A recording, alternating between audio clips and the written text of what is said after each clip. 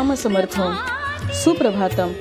हिंदू जागृती न्यास आणि श्री घंटाळी मंदिर संस्थांच्या प्रभातेमनी या कार्यक्रमात अमृतापाध्येचा सस्नेह नमस्कार.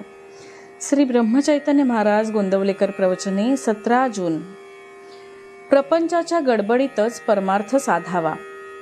कोर्टातली शपथ ज्याप्रमाणे लोक खरी मानत नाहीत त्याप्रमाणे प्रपंचात काही लोक लबाडीने वागतात आणि त्याला हा व्यवहार आहे असं म्हणतात. हा काही नेटका प्रपंच नव्हे. प्रपंचात जर समाधान झाले नाही तर तो नेटका नाही झाला.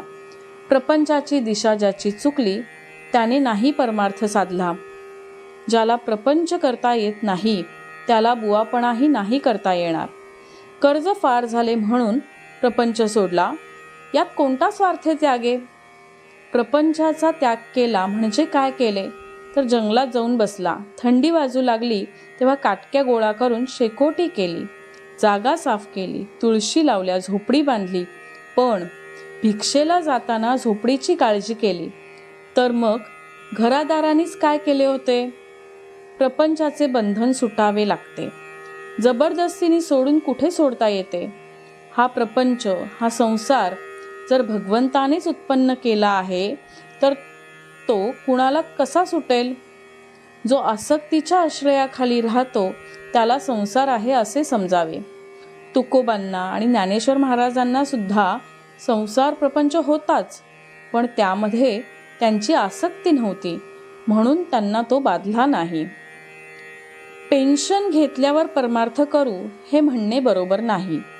या गडबडीतच प्रपंचाच्या झटापटीतच परमार्थ साधावा.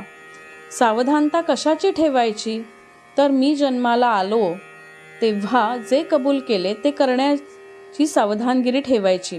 प्रपंच करताना लक्ष भगवंताकडे ठेवा.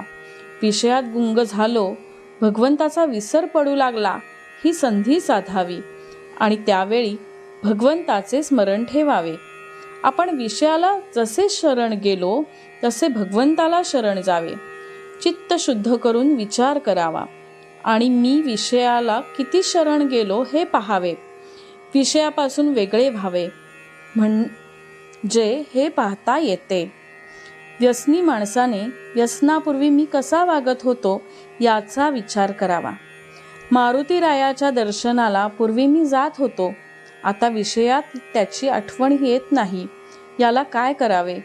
नोकरीत नाही का तुम्ही वरिष्ठाला शरण जात? मग जे पोटा करता करता ते भगवंता करता का नाही करत? भगवंताला शरण जाणे सर्वात सोपे आहे. त्याला निराळ्या कोणत्याही वस्तूची जरुरी नाही. माझ्या मनात येईल तेव्हा भगवंताला शरण जाता येईल.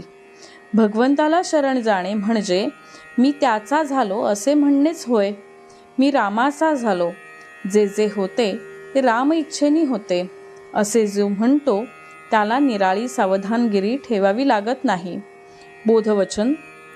प्रपंचाला माझी गरज आहे आणि मला भगवंताची गरज आहे.